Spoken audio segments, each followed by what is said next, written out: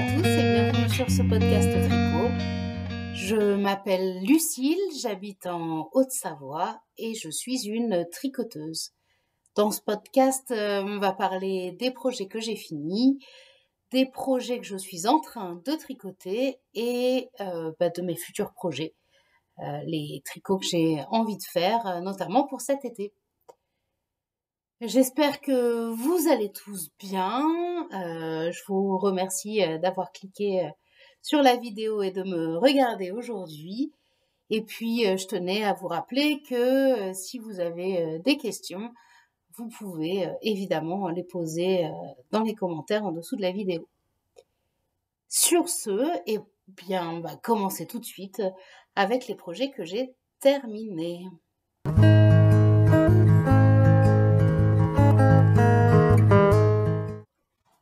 Le premier projet que j'ai terminé, c'est celui que je porte maintenant et que je vous montre tout de suite.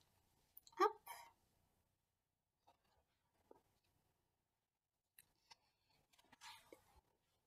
Il s'agit du pull Yvette de NCL Knits. C'est un pull que j'ai tricoté en laine, que j'avais acheté aux Pays-Bas dans le magasin de Stephen West. Et du coup, désolée pour les petits bruits, il s'agit de la Old Maiden Owned Yarns. Donc c'est une laine 80% superwash mérino, 20% bambou. Il y a deux coloris, donc le bleu c'est le coloris Yondub, je pense, non mais c'est sûr. Et puis le vert c'est le coloris Guilidou. C'est la première fois que je tricote du bambou, donc je suis un petit peu intéressée de savoir ce que ça va donner. J'avais prévu 3 écheveaux du bleu et 2 écheveaux du vert. Et du coup, il me reste un écheveau entier du bleu. Hop. Ce petit bout-là du deuxième écheveau de bleu et tout ça de vert. J'ai eu largement assez. J'aurais pu m'épargner cet écheveau qui m'a coûté très très cher. Mais du coup, le reste des laines sera utilisé sans doute pour tricoter un top de cet été. Mais ça, on en reparle après. Au niveau du patron, donc le patron est très simple. Ça a été facile et rapide à tricoter. C'est très agréable. L'alternance des rayures, ça donne envie d'avancer. On n'a plus envie de s'arrêter. Quelques petites réserves sur ce que j'ai fait.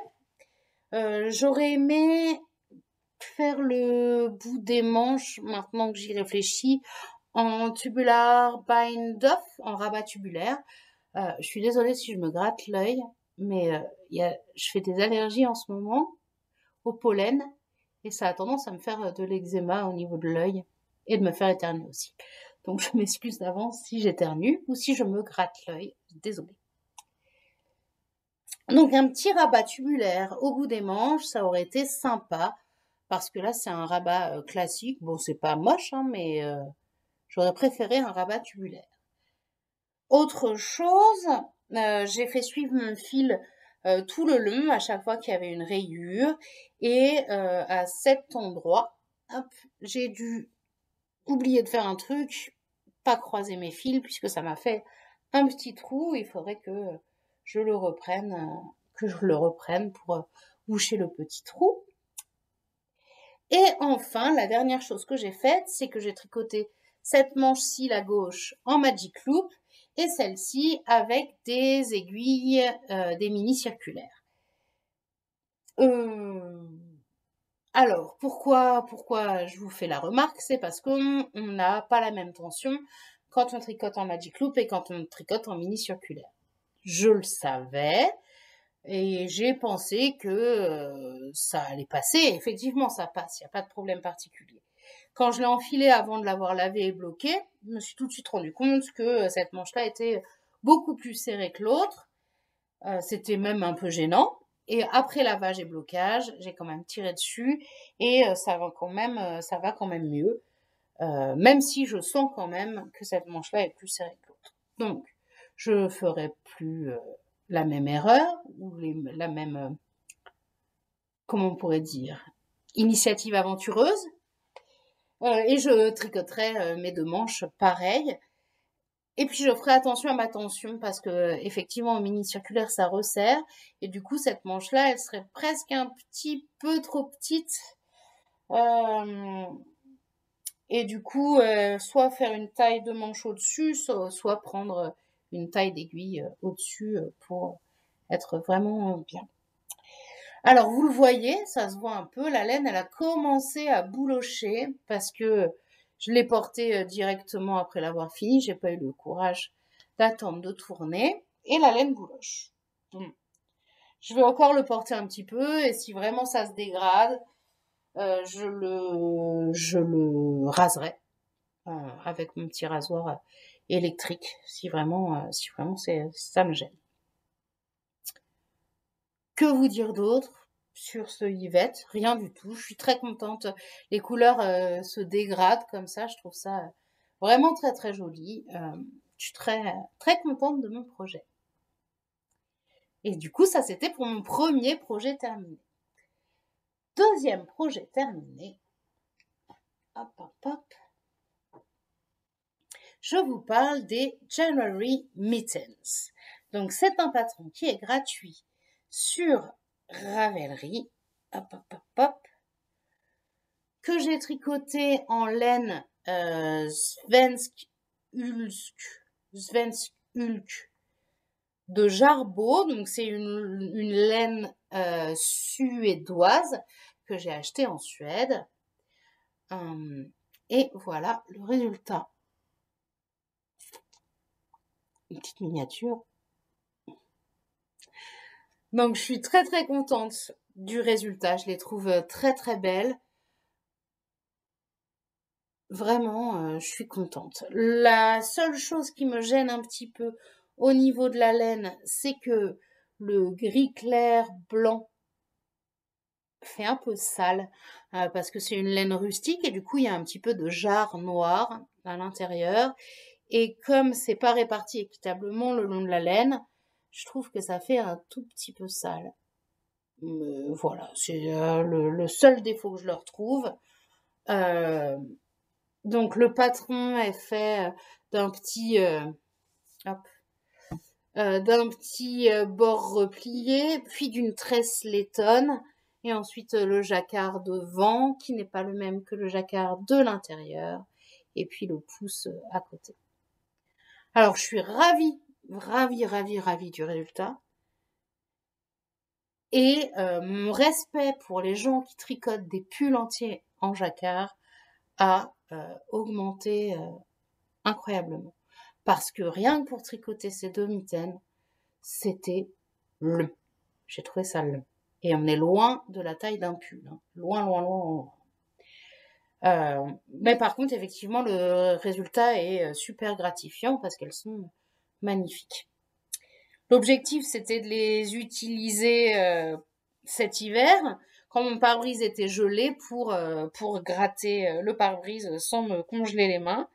Je les ai finis un peu trop tard pour ça, ça gèle plus trop. Je vous montre le jacquard à l'intérieur. Voilà. Au début, avant de les avoir lavés et bloqués, je trouvais mon jacquard un petit peu serré. J'avais un peu de mal à passer la main dedans.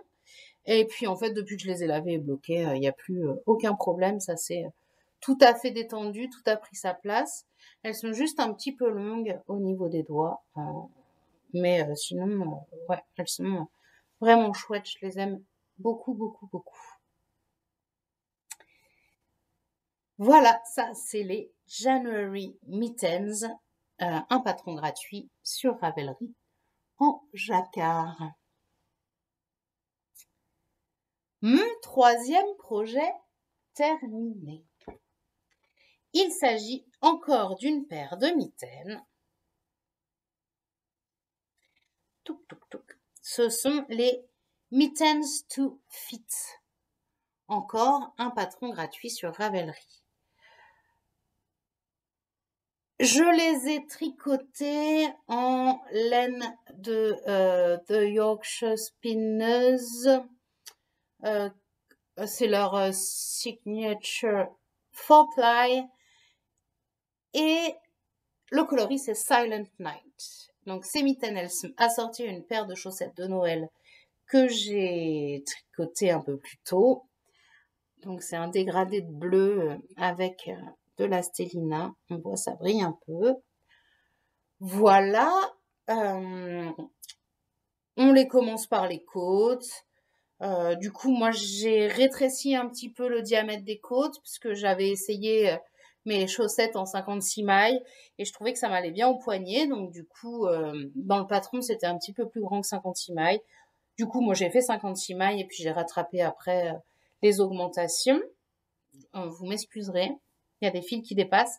C'est pas que j'ai pas rentré mes fils, c'est que j'ai pas coupé mes fils. J'ai une petite phobie du coupage de fil à ras.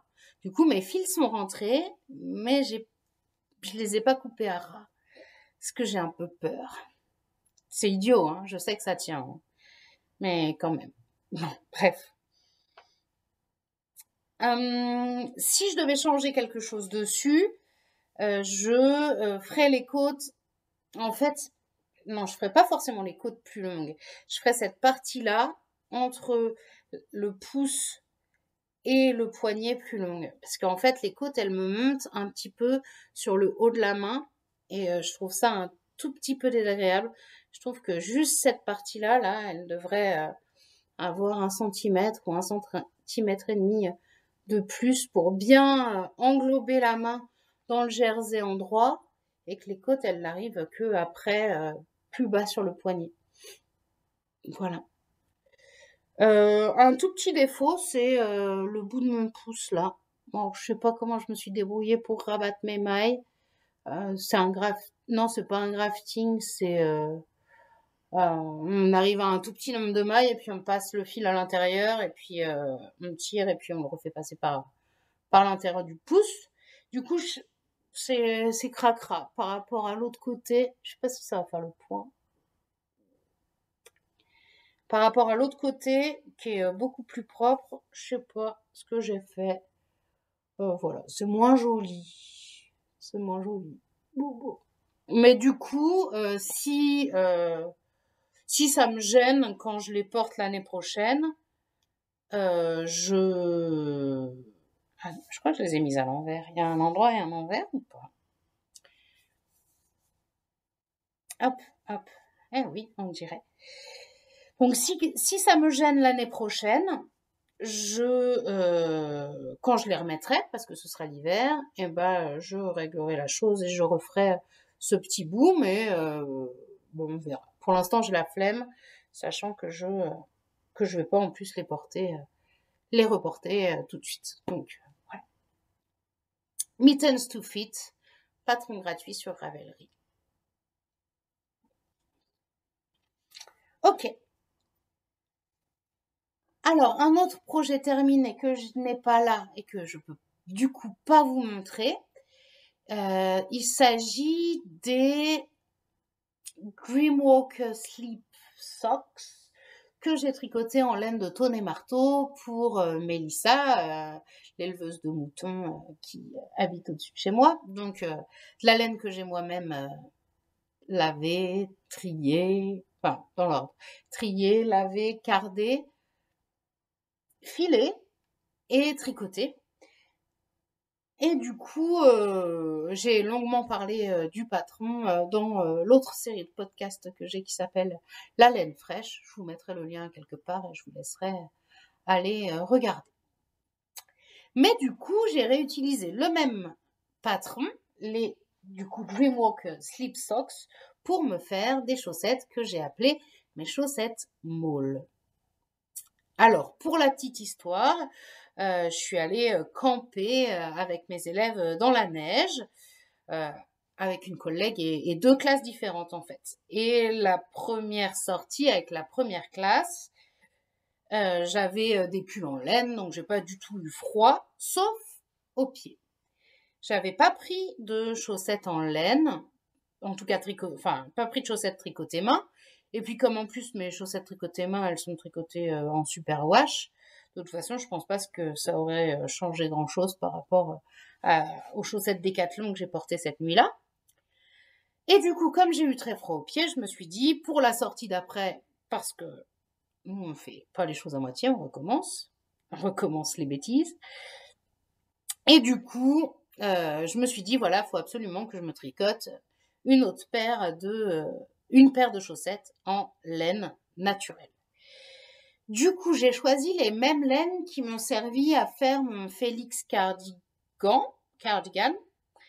Donc, c'est de la laine de Texel que j'avais acheté aux Pays-Bas, donc non superwash, et du mohair de France. Voilà.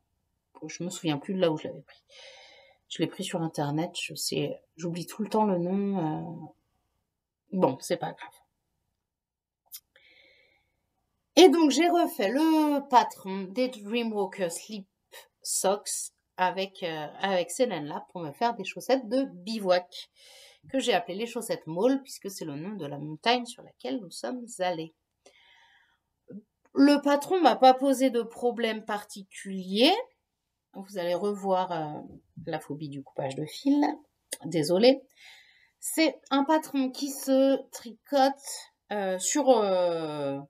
en fait, on tricote dans ce sens-là. Et après, on retourne la chaussette, puisque l'endroit de la chaussette, c'est l'envers du tricot.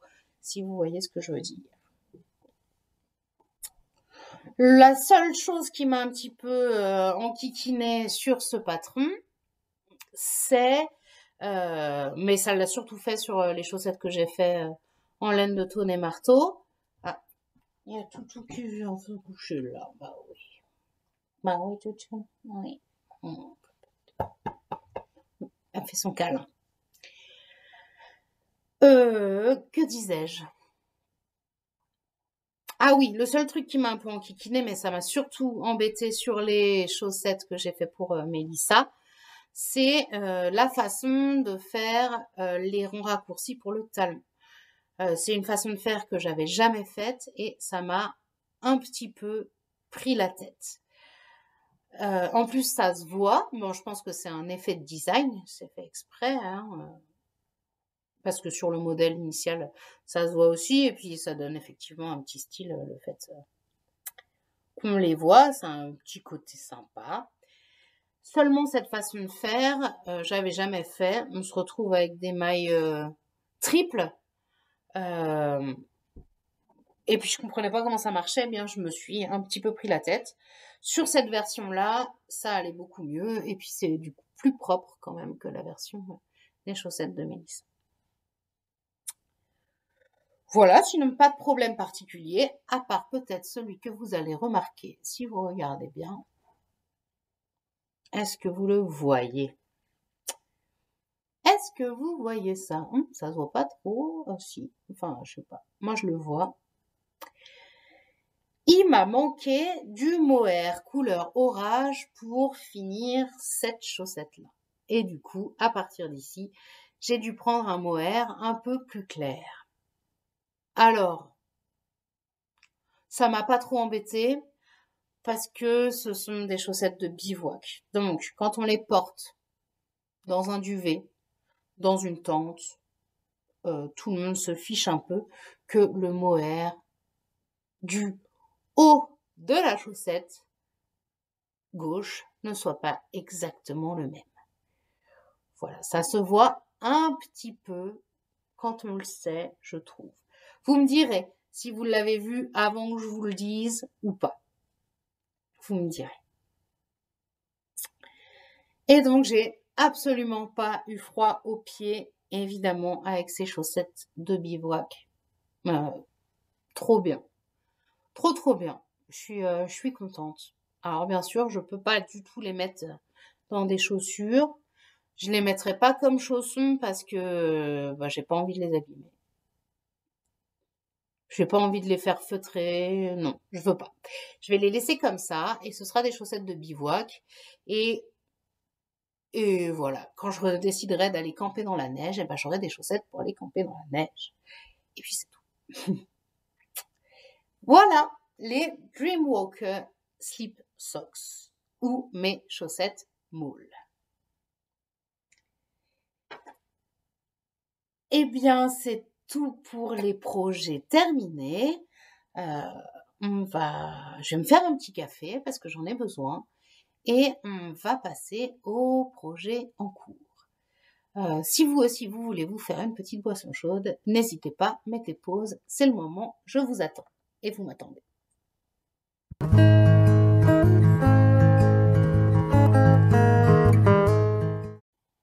Cheers!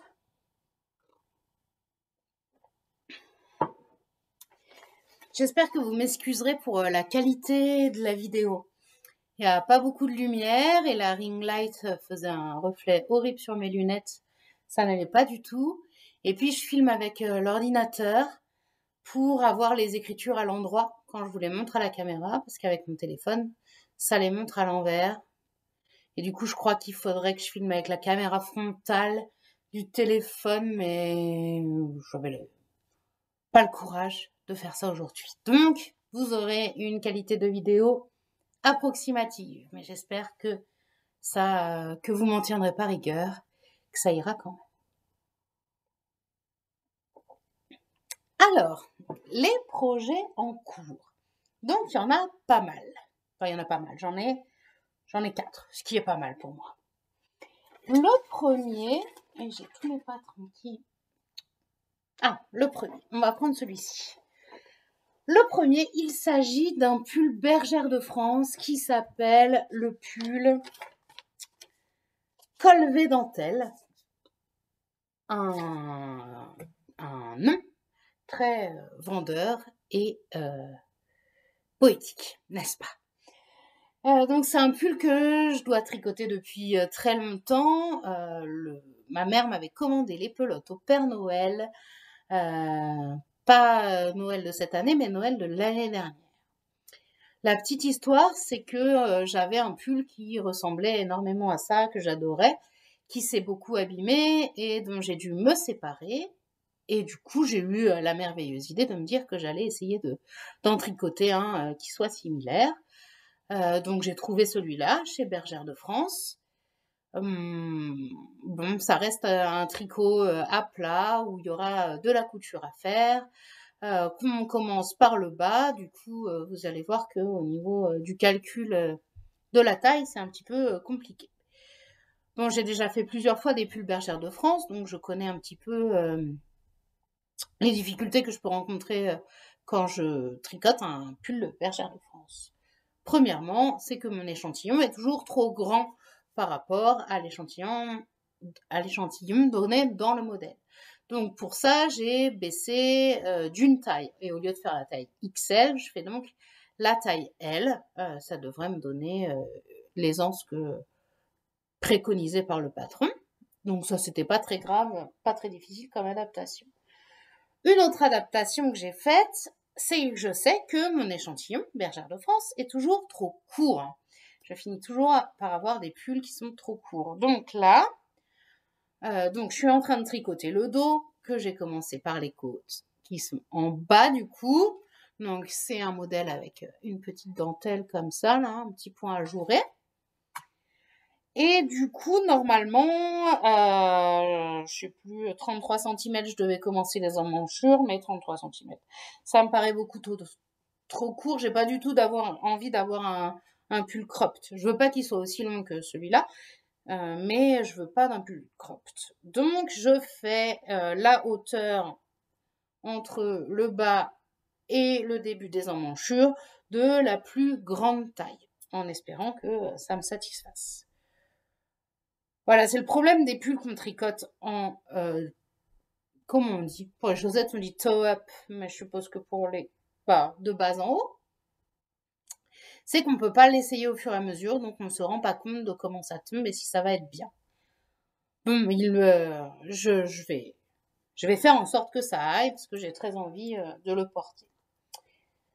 Je le tricote en laine Bergère de France. C'est de la Calinou. Vous voyez, c'est de la Calinou. noir, c'est le coloris, c'est de la 75% acrylique, 25% mérinos. Voilà. Bon, ça va très bien à tricoter.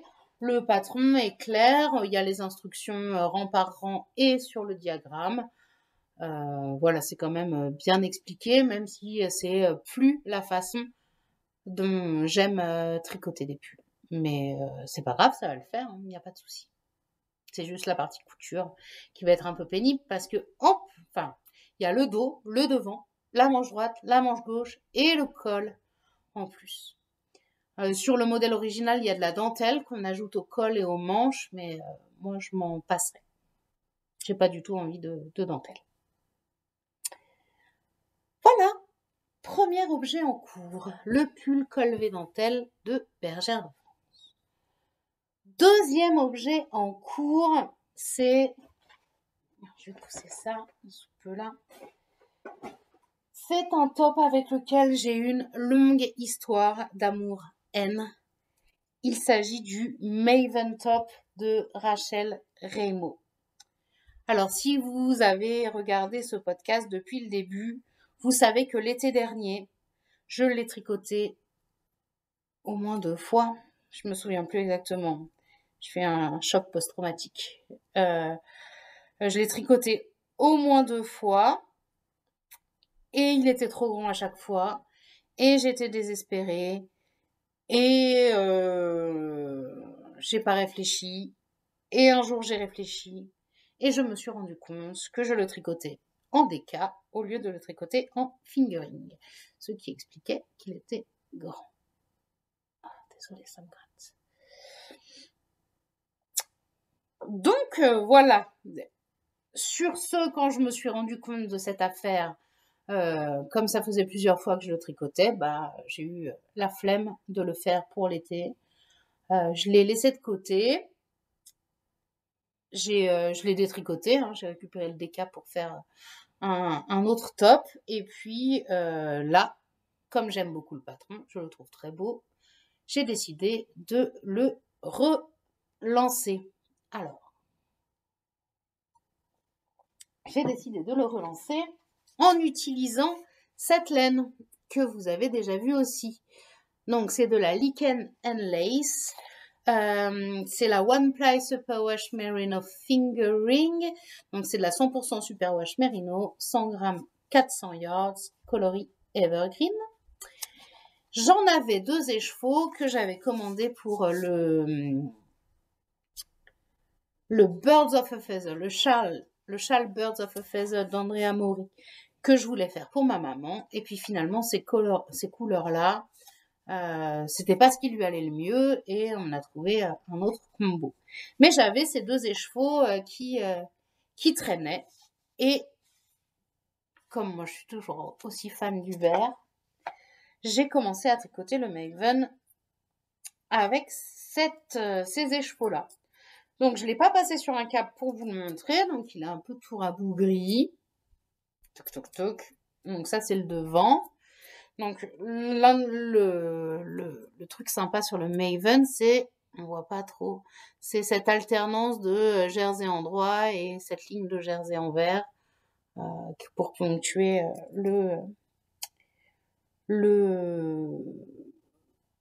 voilà, le design. Okay. Donc j'en suis bientôt à la séparation pour les manches. Voilà, vous voyez mon joli contrant de Pâques avec le petit lapin et sa petite carotte. Je sais plus chez qui je l'ai pris. Je préfère pas vous dire de bêtises, donc je ne dirai rien. Et du coup, quand j'aurai séparé le corps et les manches elles se terminent tout de suite après, je crois. Il me semble me souvenir que c'est ça.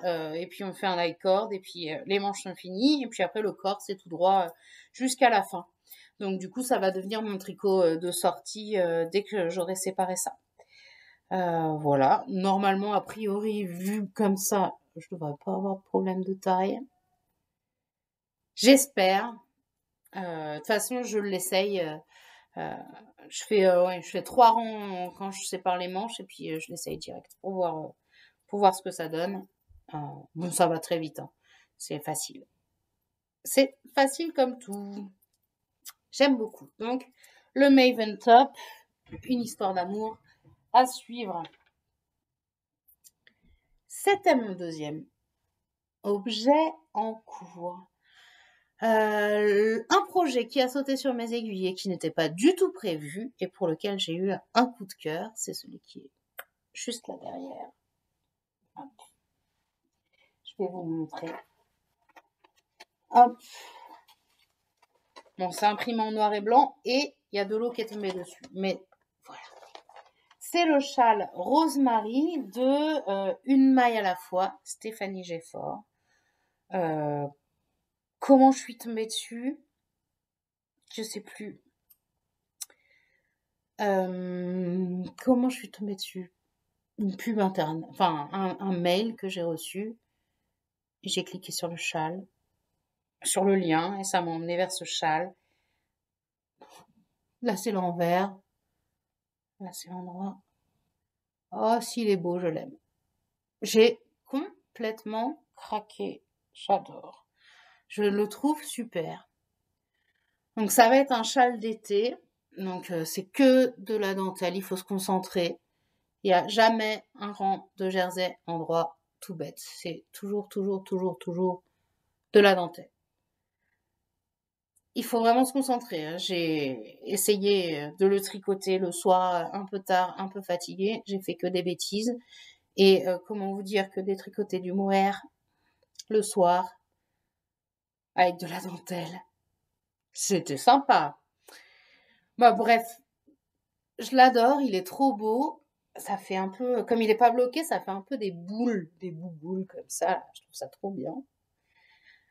Un châle à un écheveau en mohair, donc hyper léger, un châle pour l'été, quand on a un petit coup de froid sur la terrasse l'été, zou le petit châle en mohair, ce sera parfait. Et du coup, je le tricote en cette merveille dont j'ai perdu l'étiquette.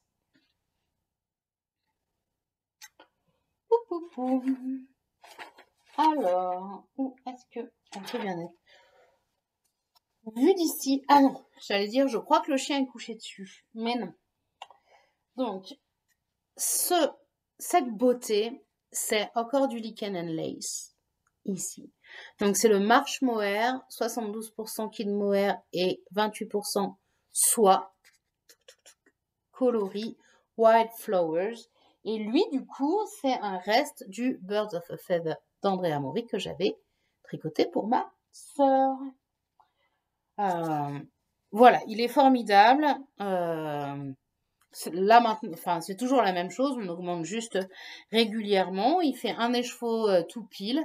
Voilà, il faut s'arrêter quand il reste, c'est ce que Stéphanie dit dans le patron, quand il reste 3 fois la longueur de fil pour pouvoir rabattre souplement et finir son châle. Donc il n'y a pas de raison de ne pas la croire là-dessus, on va y aller comme ça. Et du coup, j'arrête quand il me reste plus que 3 fois la longueur du châle en fil pour rabattre et j'aurai mon châle. Voilà, mais je le tricote plus quand je suis fatiguée parce que c'est catastrophique. Voilà, ça c'était mon troisième objet en cours. On va passer au quatrième qui est ici. Je rebois, j'ai soif.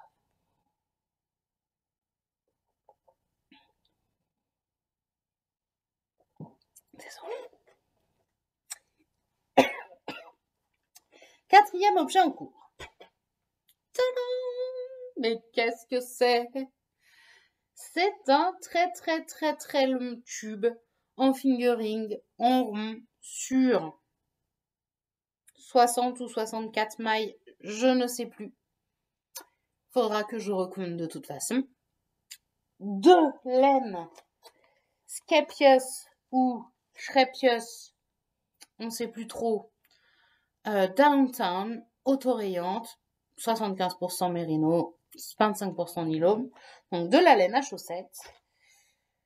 À tricoter en rond à l'infini jusqu'à ce que la pelote soit finie pour après couper, crac, une paire de chaussettes, coupée au milieu, crac, un talon, et zou. Voilà. Donc la pelote est finie. Ah, on est à l'endroit où la couleur, elle se décale. Touc, c'est là. Bah voilà, il n'y a plus qu'à couper. Donc, on va le faire. J'ai 2 fois cette pelote-là, donc en fait, je me suis presque dit, allez, tu fais la deuxième en tube aussi, et puis ça te fera des super grandes chaussettes. Sauf que évidemment, j'ai pas du tout fait d'augmentation, donc mon mollet ne rentrera jamais dans ce tube. Voilà. Du coup, je ferai pas ça pour cette fois-là. Je sais pas ce que je ferai avec la deuxième pelote, mais voilà, j'aurai déjà une paire de chaussettes, de jolies chaussettes rayées jaunes comme ça. J'aime trop. Ça va être trop chouette. Ça m'intéresserait par contre parce que alors j'ai une autre pelote comme ça et puis j'ai 2 autres pelotes de Scapios Downton à un autre coloris et du coup faire des grandes chaussettes ça me plairait quand même pas mal. Alors si vous connaissez un patron chouette qui permette de faire des grandes chaussettes qui s'adaptent aux mollets des gens qui ont des gros mollets, je suis intéressée pour avoir des noms de patrons ou des tutos, si vous avez, ça me dit.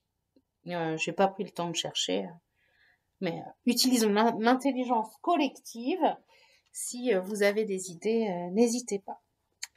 Donc voilà, ça va. Il faut juste que je me motive maintenant à faire les côtes, les pointes et les talons pour cette chaussette-là. Et du coup, il faut que je trouve un contrastant qui aille pas mal. Mais j'ai des petites idées. Vous verrez la prochaine fois. Vous verrez la prochaine fois parce que j'ai pas tout sorti.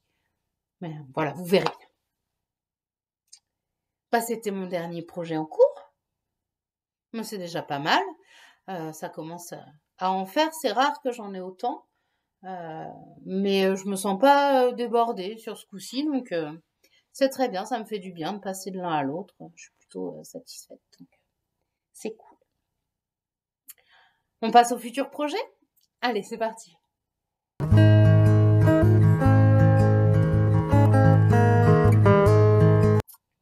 Au niveau des futurs projets, donc je vais vous les afficher.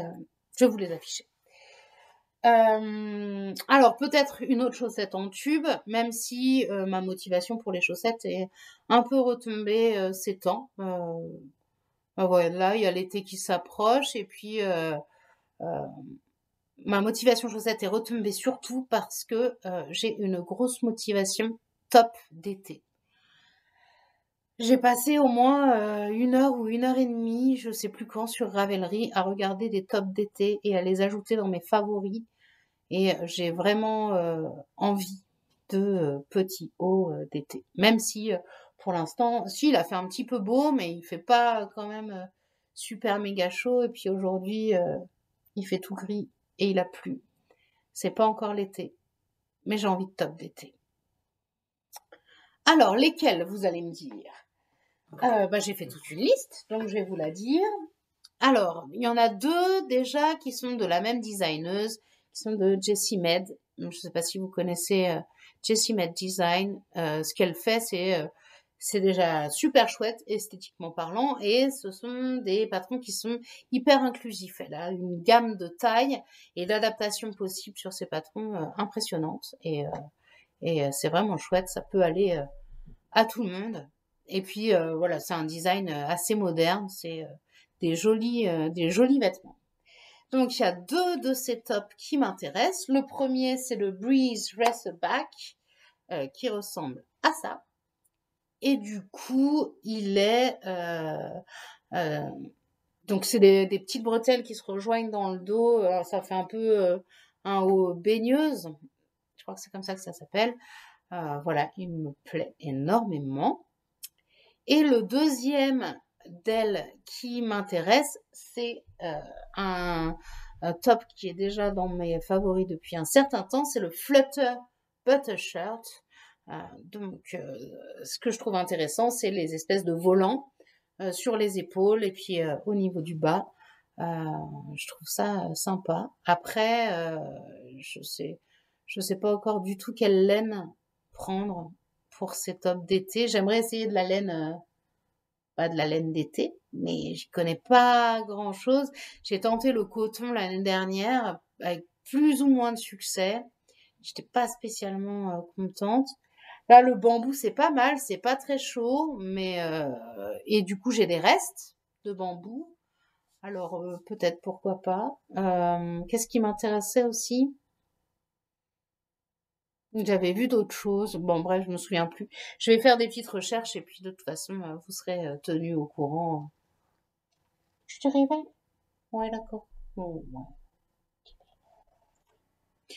Vous serez tenus au courant de mes choix et de mes aventures. Ah, ma chouchou. Elle dit, mais pourquoi elle parle toute seule comme ça pendant des heures? On ne sait pas. Voilà. Encore deux, non, qu'est-ce que je dis? Encore quatre tops qui m'intéressent. Je vous dis, la folie. Il y a le Mount Pleasant de Megan Nodeker. Donc, il ressemble à ça. Alors, je le trouve trop beau. La seule chose qui me fait douter, c'est la longueur. Parce que on a beau dire que on s'assume et qu'on assume le corps dans lequel on est, et que si les autres ils sont pas contents, ils ont qu'à regarder ailleurs. Des fois, le pas est un peu dur à franchir et désolée. Donc, je disais que des fois, le pas pour montrer son ventre est un petit peu dur à franchir. Et donc, du coup, je sais pas s'il serait aussi joli s'il était plus long. Et du coup, voilà, c'est ça qui me fait un petit peu hésiter. Il y a celui qui me pose le même genre de problème, c'est le Nausicaa de Audrey Borrego, que je trouve absolument magnifique. Mais pareil, en termes de longueur, je sais pas, je suis pas sûre. Et j'ai pas beaucoup de longues robes sur lesquelles ça ferait bien de le porter. Et puis, autant l'hiver, j'ai pas mal de pantalons ou jupes taille haute, autant l'été, pas tellement. Donc voilà, je sais pas. Ou alors il faudrait que je me couse des jupes ou des robes, mais la flemme. Bon bref, on en reparlera. Et les deux derniers, donc il s'agit du Cumulus Top de Petite Knit, hyper connu, et un autre modèle qui lui ressemble énormément, qui est The Classic Camisole de Darling J'adore. Les deux se ressemblent, alors je sais pas lequel choisir. J'ai pas encore décidé. Je suis pas forcément la reine des décisions pour ça. Donc on verra bien. On verra bien. Eh bien voilà, c'était tout pour ce podcast. Je vous remercie beaucoup de l'avoir suivi jusqu'au bout si vous êtes encore là. N'hésitez pas à liker, à partager, à mettre des commentaires, à poser des questions si vous avez besoin. Et à me rejoindre sur Ravelry, TikTok ou Instagram. Je vous laisse toutes les coordonnées en dessous, dans la description, en dessous de la vidéo. Il ne me reste plus qu'à vous dire à bientôt. Passez une bonne fin de journée, une bonne soirée. Ciao!